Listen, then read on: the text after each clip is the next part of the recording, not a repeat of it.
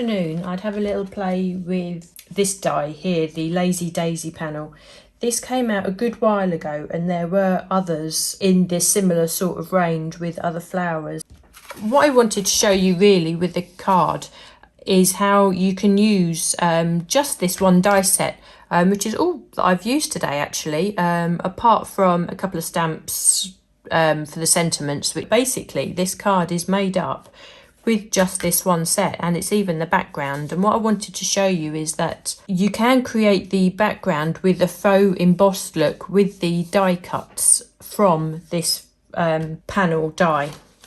But this set has the two dies. You have the insert, which actually cuts out your detail, and you have the frame. Now, to cut the detail out of your cardstock, you need to team it with this frame here, which gives you this lovely dotted frame around the outside. So you'd actually put this together onto your piece of card and run it through, and you end up with the standalone intricate die cut. If you want this to be cut into the front of your card, let's turn this over. If you wanted, say, to die cut this intricate detail, but actually want to keep that sort of bit integral to the card and not to come away, you would use this die cut on its own, and that would actually give you that aperture, in which case then you could put some detailing onto the inside of the card, which would then show through. You also have the option of using this die on its own, and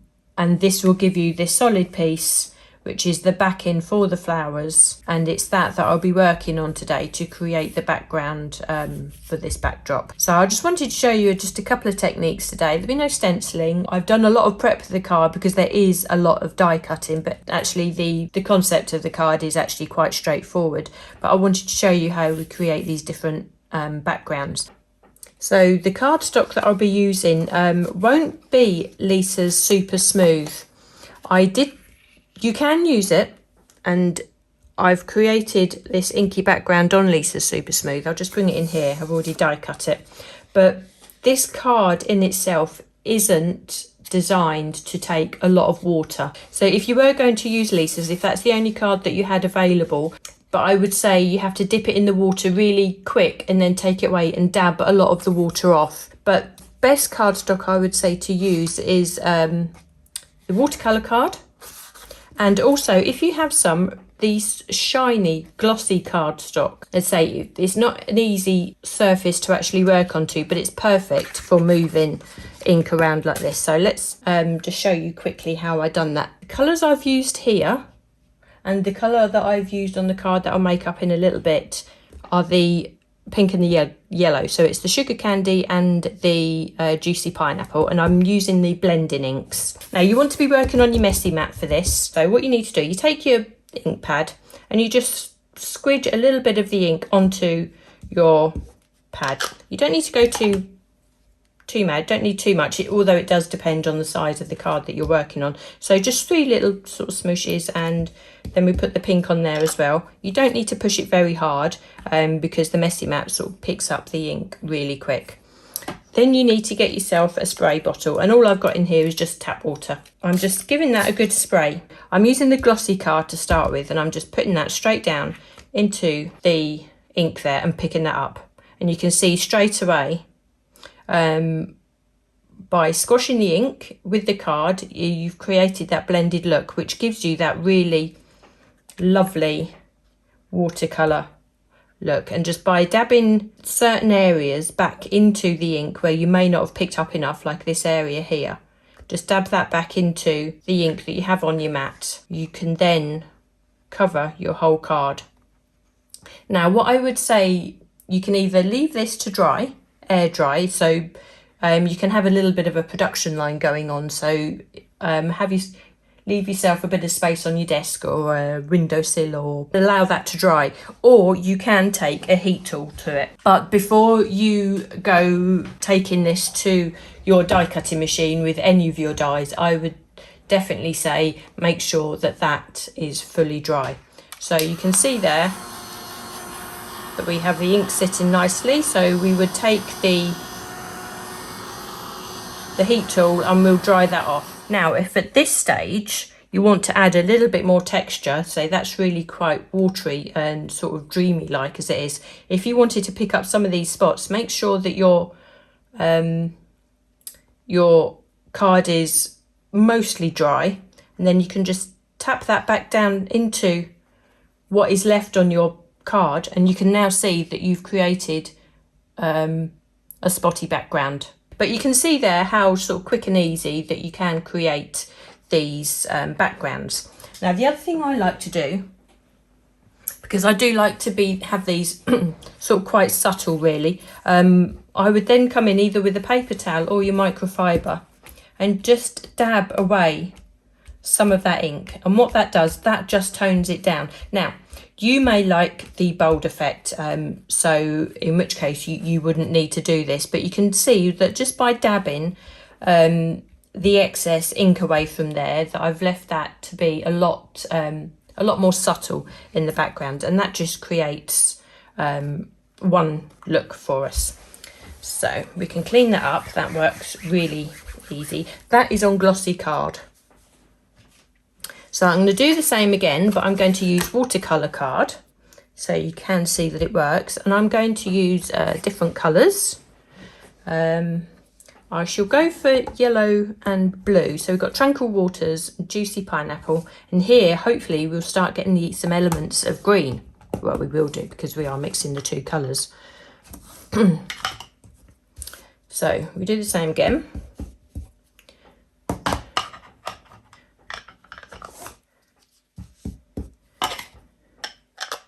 And we sprinkle that with some water. And we can just lay that down, and we can start picking up this ink. Now, I'm just laying it down into the ink and picking it up again, and it is creating this sort of swirl background. You can swirl it around also, and that creates a completely different look, and it will cover your card a lot easier too. So that creates beautiful colours. I mean, that's just given us a really lovely sea green, and that again will be perfect for any of your die cutting or for any background. And because this is watercolour card as well, this is perfect for you to stamp onto. So now you can either let this air dry, you can tap this out, and that takes away a lot of the ink, but obviously it's stained the background, so we have something a lot more subtle, and that will be ideal to put your die cut onto, like so. Again, you would allow this to dry fully. Now, if you look at the backgrounds that I've created here, I've actually got some sort of gold speckles. So what you would do, you would allow your cardstock to dry. Now for this, I'm actually using the, are they called I think they're the Euphoria paints, aren't they? These are Lisa's watercolour palette. And we have some lovely colours in here with some mica. And I've just gone for this, it's a really pale gold, but it works so well on top of any colour that you use. So I've just sprayed some water onto that, and that just allows that little palette there to reactivate. So I'm going to pick up some of that gold, put it on my messy mat, add a tiny bit more water, so that makes that ink sort of quite workable and very wet. Perhaps pick up a tiny bit more. There we are. Now, don't be intimidated by this, the fact that you see in a paintbrush. All we're going to do now is just create some ink splats. So we can just tap with our finger the ink or the paint all over our surface there. Now this, I would definitely say allow to dry, allow to air dry. So that is a really nice background, and obviously I would do the same onto the pink background. So to go on to creating the white background for you, we can die cut our panel, just this panel on its own, depending on the size of the card, as many times as you want really. Just for the size card that I was using, I actually used 4 of these panels, And I found that this was a really good way to use up some of your scraps, because all the only area that you're interested in is the detail here. So you can, if you have your odd shaped pieces of scraps here, that's something smaller that the die doesn't fit in onto completely, as long as it fits the flowers here and you can run that through, then that is ideal. So you die cut yourself your detail, let me move that away, and you're left with this. You don't need to worry about putting the edge on, because what you're doing, you're actually cutting this out, and all you do is just cut the frame away like that. And what this does is leave you with just those flowers. Now I'm doing this with this panel, but this doesn't mean that you can't create this same effect with the like faux embossing with any of your other dies. I was looking at the other dies that we have. I mean, there's obviously lots of floral ones, but you could also use something like this in the background. Die cut all of these out in white, particularly the hearts. You can even use the dies from the floral pocket petals as well, and the leaves, they give you a nice outline. And I'm pretty sure that Natalia also has done this on a lot of the cards that she makes for the shows, and there may even be another tutorial for this, another quick one for you to find on YouTube also. Now all I've done is then just use the glue around to attach these to my piece of card. Now I have actually inked the background on this one because I wanted to do something different, but you can see that the effect is there. If I turn that over, that is a bit dirty, perhaps get a clean bit of card, Claire.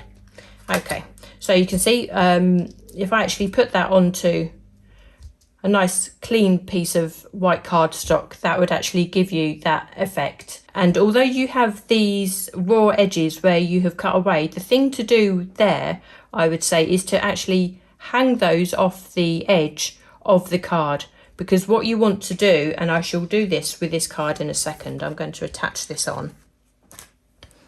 I've made sure my glues are free running. Now, perhaps I'll give you a little bit of a, what did I do that?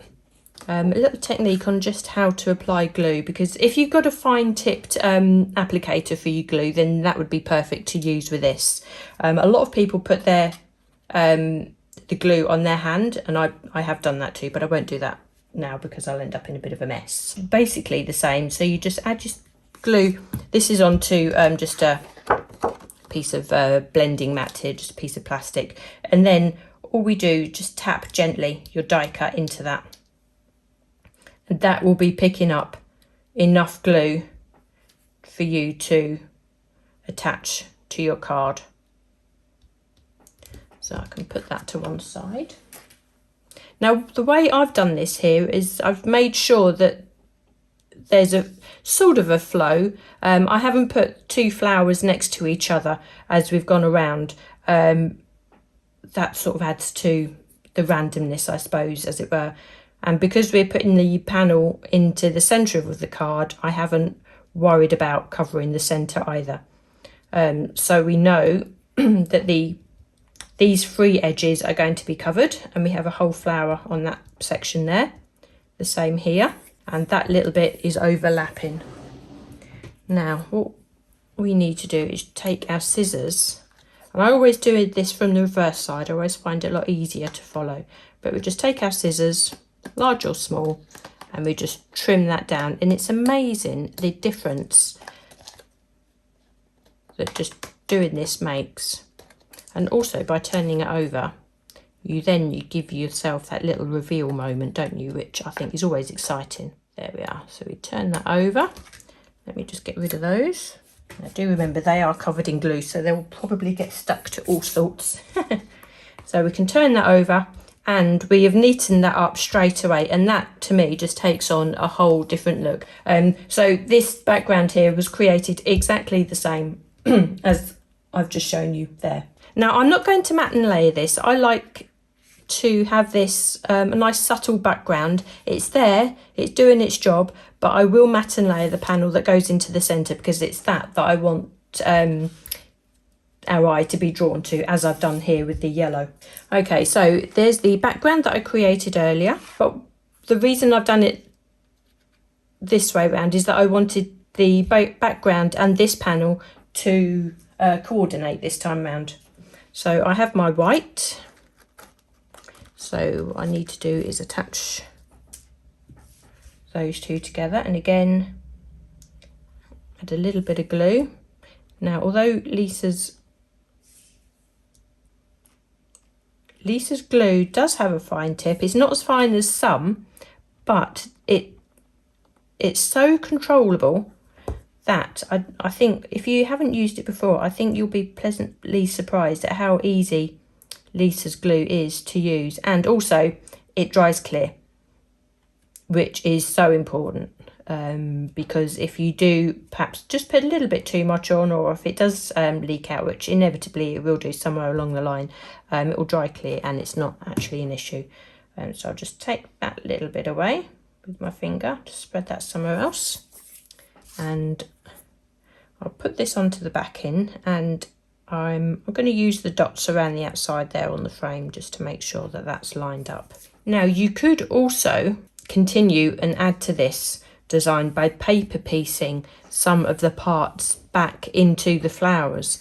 Now, if you bear with me a second, those who are familiar with it, there may be some people with us who are new to crafting, so I'll just let you know what I've done. When I die cut this white section, I've actually kept all the parts that come out of the flowers. What you would do, if you wanted to paper piece these back in, you can paper piece the white parts, or you can die cut in with another colour, and you can create these flowers into different colours also. But what you would do with your pokey tool, you'd pick up a section, add some glue onto the back, and just pop that back into the flower, like so. And that is what is known as paper piecing.